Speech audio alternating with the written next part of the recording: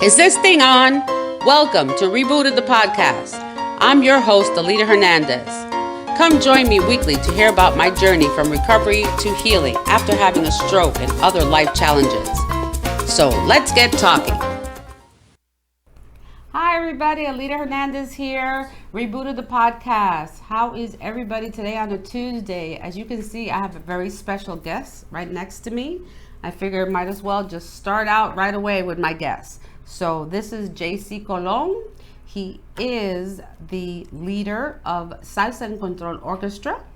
He is also the CEO of En Control Productions, an entertainment company, does event productions, as well as hosting Genesis Salsa Fridays, and also my man. So, so you know that, okay?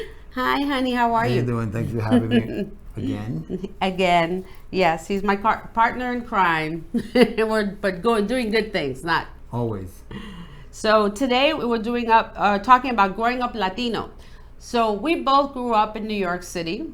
Jcee grew up partially. He was born in Puerto Rico. I was born in New York City. But we were born in the same year, 1965. And we were both, unbelievably, we found out, 5 years ago when we got together, we went to go visit our family in Puerto Rico. So my family, most of them are in Gurabo. And we went to go visit his family in another town and found out that his aunt and some family members lived in the same town that my family was from. And actually his cousins went to school with my cousins. Okay. I mean, just surreal, right? Well, all this conversation sparked up when we first started, getting to know each other. And I'm like, where's your family from? From Gurabo. I'm like, get out. Gurabo, really? What are the chances, right? Mm-hmm. And then we also grew up, I grew up in a different part of the city, New York, and Alida grew up in the other side of town, like they say, people from that barrio say, oh yeah, they're from the other like side. The song from Billy the Joel. Uptown Girl, there you go.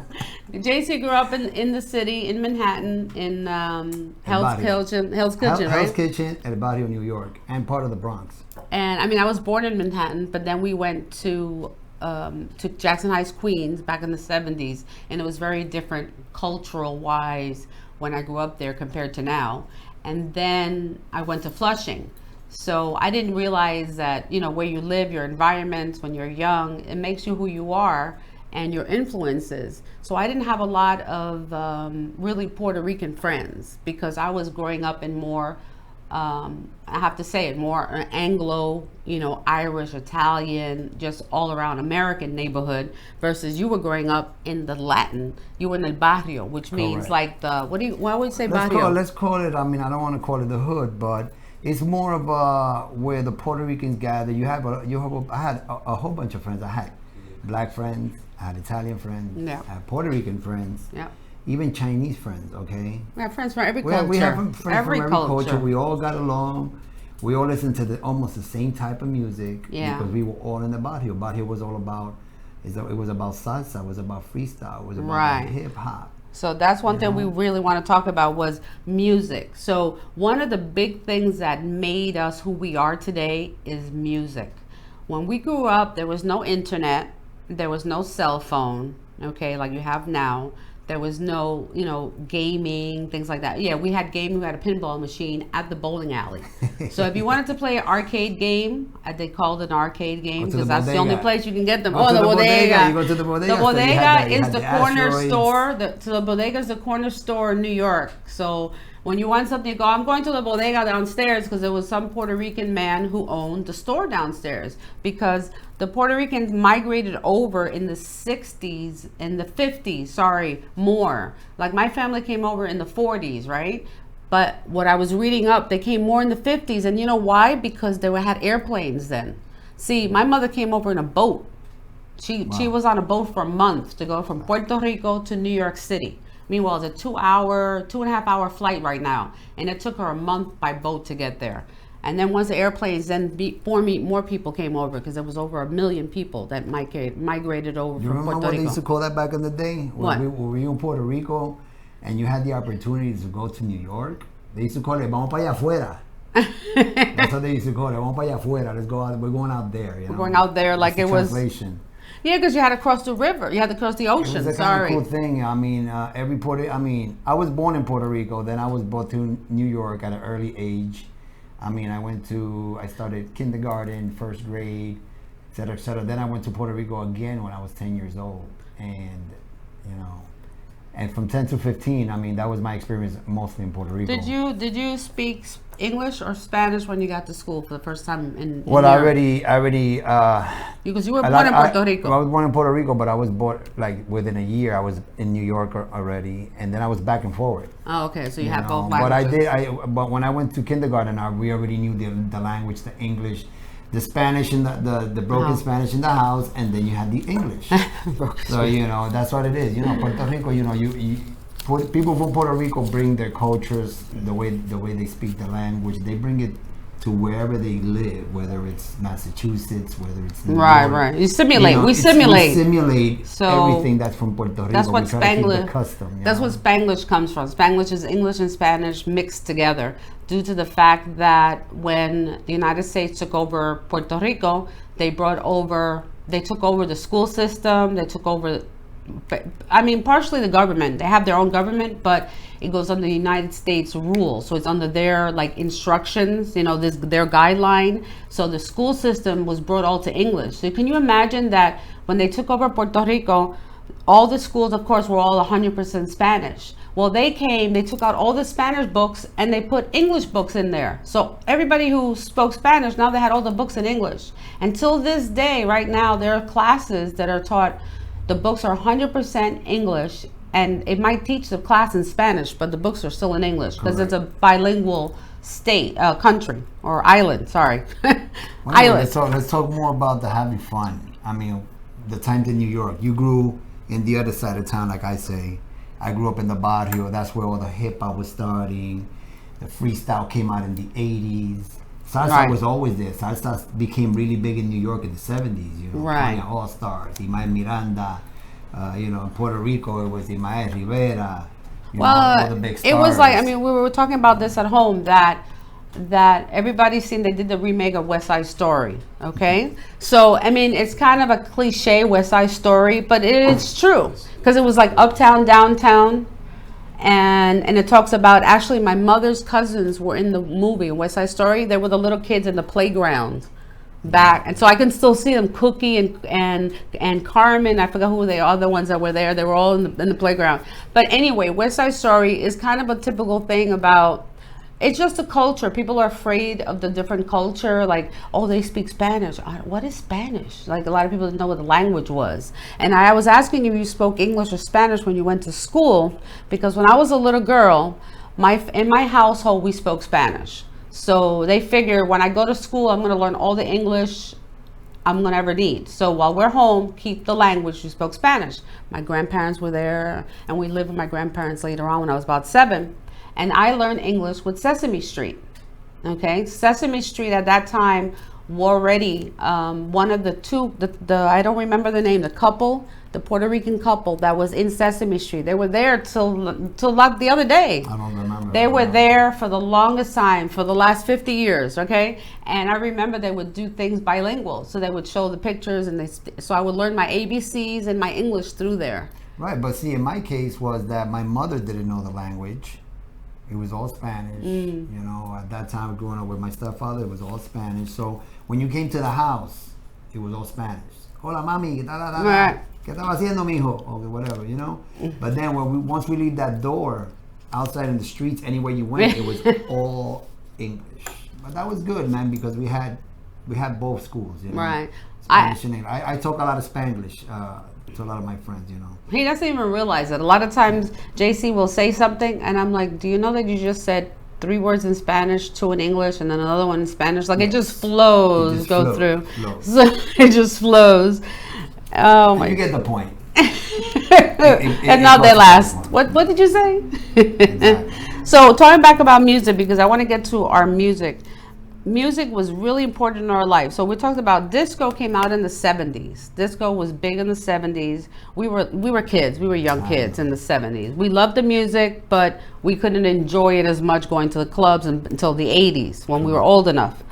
And then the 80s, it was freestyle and disco. So the disco was still going, freestyle. Right. Salsa was still going. Salsa started in the 50s. As well, right? Discos was 70s, freestyle 80s. And salsa was the 70s. Right. Well, salsa's been around, It's been around for even longer than that. From the 50s and the 60s, from the influx of everybody coming. Picked up.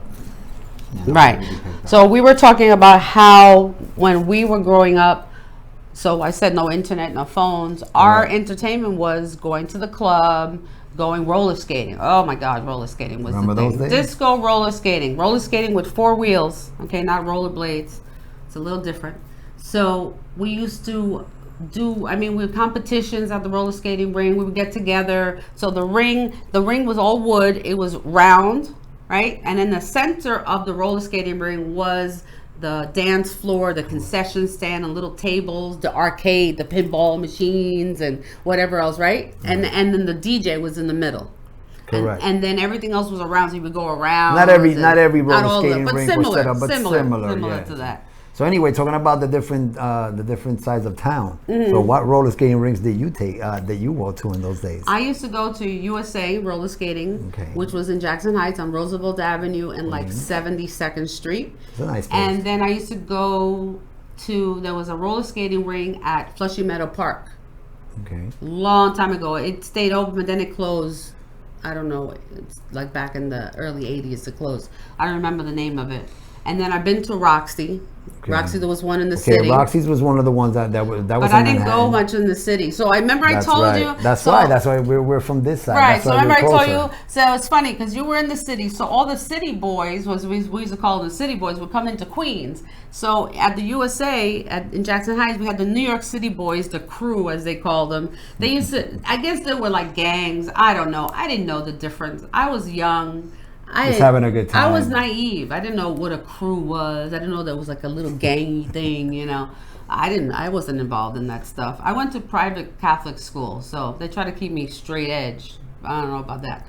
But see, my 2 favorite places was in the Bronx. It was Roller World on Elder Avenue, the number 6 train, you can see it right there.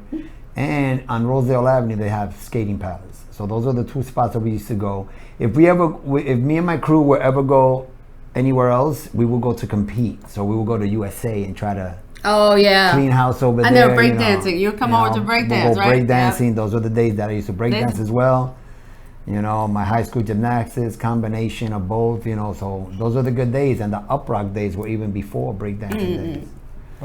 But I mean, to me it was clean fun. You know, there's always a couple of clowns that want to mess everything up, and you know, there's always a couple of guys that are doing the wrong thing. But basically, I had a good time. I mean, I came from the time that we had the house parties. All right, people, you didn't need no clubs in those days. You had houses. You're going to this house this week. This next week we're gonna do it in such and such's house.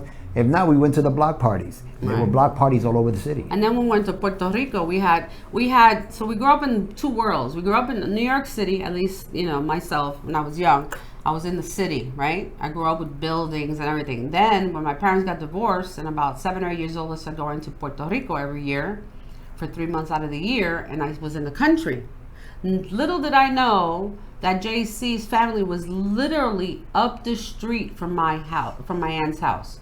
I'm telling you, we went to drive to Gurabo, and there's a fork in the road, right? So or a V. Right. His aunt's on the right side, my uncle's on the left side, literally. Like you have to be in the middle road.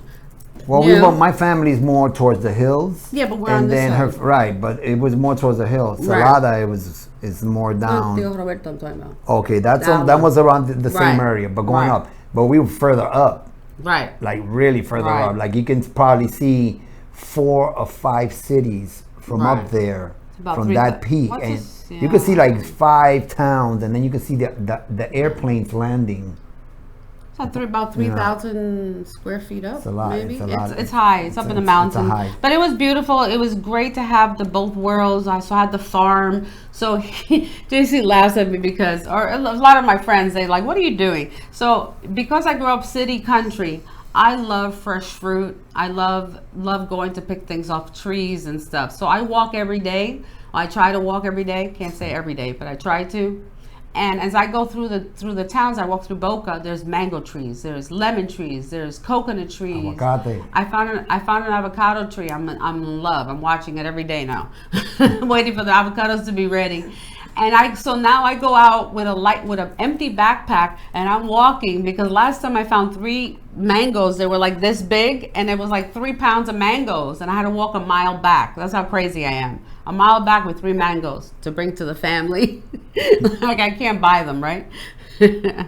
But because of so we used to have music in Puerto Rico. We had all the time. What we call, I learned how to dance salsa. I didn't even know what salsa was. I just knew that was Puerto Rican music. Really. Listen, when I was a kid. When I was over there, at the same time you was over there, because we were there, we just didn't know each other. Right. But exactly. I'm sure I crossed your path in el pueblo de Gurabo, in the town of Gurabo. Small town, yeah. I bet you we at 13, 14 years old, we crossed each other's path on a vacation, because that's when I used to go to Gurabo. I used to live in Toalta, so after school was over, they used to send me with all my cousins. I had a whole bunch of family up there in the mountains, you know, and we had great times. Oh, yeah. And there was no internet, like you said, no internet, so we had to create our own games. So that's why I say, when I was from 10 to 15, I was in Puerto Rico.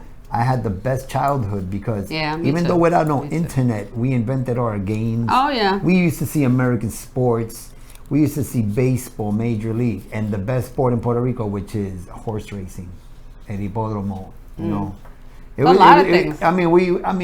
We were poor, but I was happy. I mean, we found things to be mindset happy, and that's the keenness to wellness. We're always happy. Yeah, you know, I mean, part of our families were poor, right?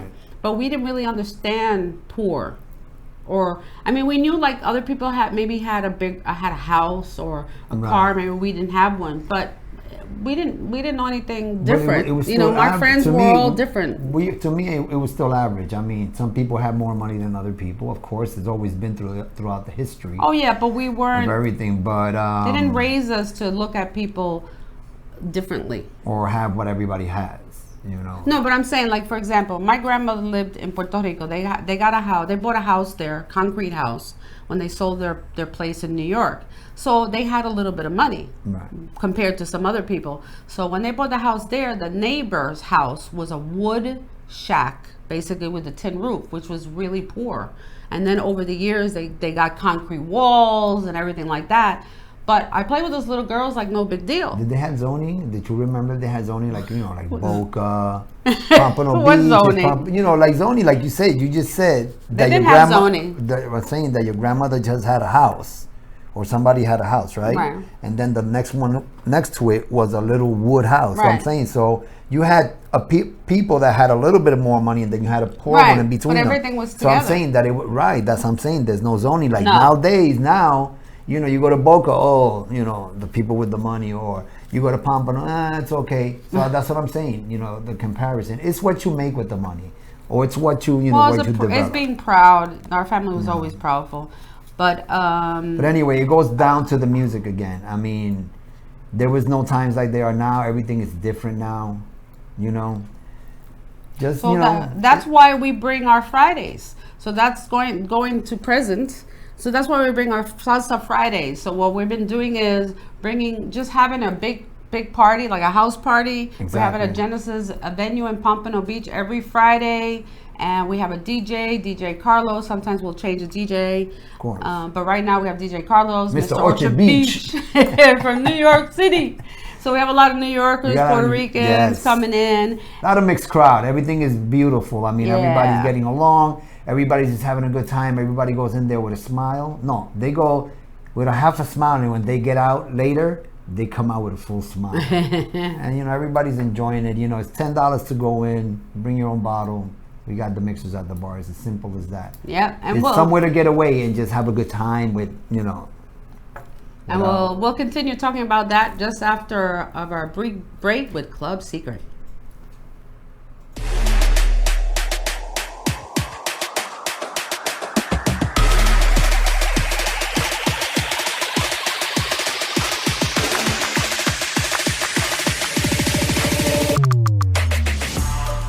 Let's be honest. When you want this VIP lifestyle 24/7, or at least almost 24/7, that would be awesome, wouldn't it? Now there is Club Secret, the ultimate lifestyle membership. Our VIP global brand is centered around helping people look better, feel better, and experiencing the world. We have proven world-class self-care products to enhance your outer self so you look like a VIP. We have the ultimate premium supplements and plant-based nutrition to give you the cleanest energy to help you go throughout your day so you feel like a VIP. Being a part of Club Secret enables you to experience the world like you never have before through our wholesale booking platform, luxury vacation homes, villas, cruises, and our flagship group curated escapes to the most exciting parts of the world.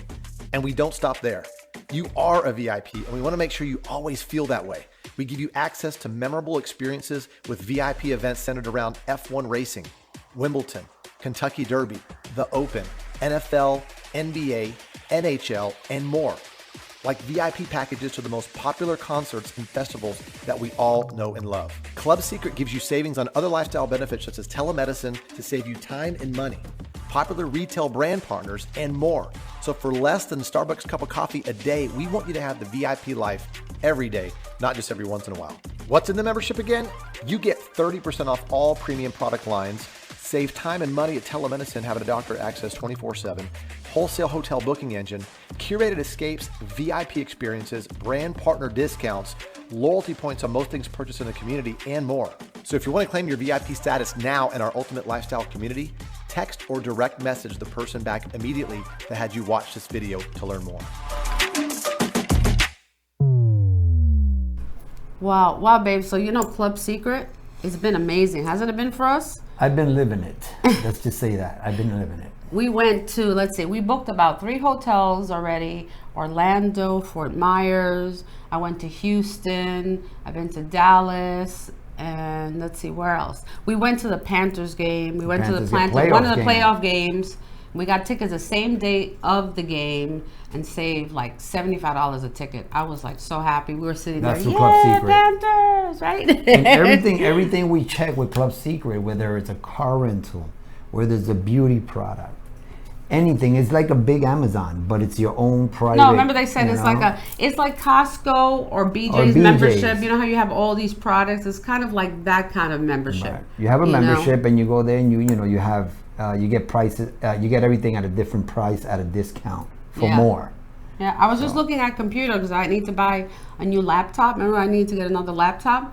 So I'm looking out there, looking at some prices, and I got some good prices. I got up to 30-40% off. Mostly in everything I do. A lot of things. So when I get it, I'm going to show it to you guys. I just went online the other day, like I was telling you, and I was looking for a Mustang 2022 convertible for a day. I went to Enterprise, it was $259 per day. I went to my Club Secret membership to their website, and I got the same car for $125 a day. So this is what we're trying to tell you. We're not just telling you, we live it. We live it because we use the discounts. We use all the member perks, and they have special Club Secret escapes, which I can't wait. Right now, we're trying to move things around, and just to let you know, I'm going to take a little break. Next week, we're taking downtime. I'll probably do some reels and things like that, but I won't be in the studio. We're working on some major projects, and we have a lot of things that we have to do. And unfortunately, I just can't be next week. But we're trying to plan our trip. So what we want to do is once we do go on our trip to Punta Cana, we'll document it. Dominican Republic. Well, we still don't know if it's Punta Cana or Cancun. I want to go to Punta Cana first, all right, and then we'll go to Cancun. I haven't been to Cancun yet. The cruises next after that. Oh boy! Okay. Well, we need to have some sitters. We already got 3 trips. We just haven't planned what. And I need a vacation. Anyway, so talking back to the music, let's go before. Yeah, so we grew up with music. So like my son, who's 22 years old, my younger son, he calls me the other day on Friday. He's like, "Hey, Mom, what are you doing?" I said, "I can't talk to you right now." "Why can't I talk to my mother?" I said, "Because I'm at the club." "What do you mean you're at the club?" So Fridays from 7:30 till about 2:30 in the morning, we're at the club, having a good time with our friends, and it's a mature crowd. You won't believe, but everybody is over 50. Okay, 50 and up, and you wouldn't even know it. It's the new 30s. Exactly, because we grew up with music, grew up with dancing, disco, hustle, dancing, salsa, merengue, and all these different stuff. And if you see everybody in there, you won't know who's what age, because everybody is in such good health. And dance is great for wellness. I mean, you sweat. Try to dance salsa for about an hour or two. You are sweating, or any kind of dance that you do. York, last night a DJ saved my life. Remember that? I love that song. Remember that? And I don't know about you, but I have music. I can still hear music today that will remind me, oh, I was at that club. Oh, you remember when you were at the Palladium when that song came on, right? Or you were at the roller skating ring, or you met a friend that day. What about the clubs in those days? I don't know if you remember. You had Roseland, you had the Latin Quarters, you had Webster Hall. Well, that was Webster Hall? Yeah, but I didn't go to Webster. I used to go to Palladium before it closed. She's from the other side of town, I tell you. Well, I used to go to Palladium, and I used to go to the Ritz Club. All right. And the Cat Club. And I used to do some of the rock and roll stuff. Hey, I wasn't really Copa. in some. How can I forget the Copacabana? Yeah. All 4 locations I visit. So, I mean, those were the New York days, man. The good days. So I have to read this quote. It's just so funny. Somebody did this. I found this on the internet. I went to Google and said, Google, what's salsa? And it came out. Salsa is a Cuban music played with a New York, Puerto Rican freaking attitude. You like that one? I like that one. That's on Google. Look it up. That was Google's definition of salsa. I thought it was funny. So, what a New York, Puerto Rican attitude. That's what they used to call us. Like, I say I'm a New Yorican, right? Which is a New Yorker. I was born in New York with parents from Puerto Rico. Because can't say Puerto Rican because I wasn't born in Puerto Rico. But I am a New Yorker, and for some reason they came out with that word. I looked it up, and they said that they came out with the word New Yorican as an insult to us. Well, it's because we weren't Puerto Rican, and I'm like, I don't care. It's not an insult because it's still in the blood. It's like 2 Puerto Rican parents come from the island. They have a child in New York City, right? And that child is raised in New York City, in both places. Life. So no, but most of them are. There's been a lot of situations that none of them have been to the island. I know friends of mine that are in their 50s and they never been to Puerto Rico. Okay, so that's what I'm talking about. So they're in one direction. I've been blessed. I'm rare. I've been blessed to have both cultures. Me too. Lo mismo te lo digo en español, and I would tell you in English the same way. You tell me freestyle, I get down. You want hip hop, I get down. You want salsa, merengue, I get down with everything. And rock and roll too. We grew up with all of that. She's the rocker now. I'm the rocker. I grew up with Bruce Springsteen and Billy Joel and Billy Idol and the other side of town. The other side of town. See, I was in the island. I was in Long Island, so I was all with the so-called white boys over the other side of town. Every time you walk. So I listened to Whitesnake and to me in my side of town. You walk 2 blocks and you see little kids breakdancing in the corner. And then you see you look across the street and you see the guys with the big radios. Oh yeah. With a couple of guys right behind, just You know the original iPod. Remember the iPods? Okay, the original iPod was a stereo about this big. That's and back in New York, the Puerto Ricans, right? The New Yorkers over there. They always wanted to be flashy. I'm sorry, Puerto Ricans are flashy anywhere you go. So the bigger the radio, the louder the music. That we're happy, so we walk around with this big boom box. The crew got. And we used to skate in the streets too.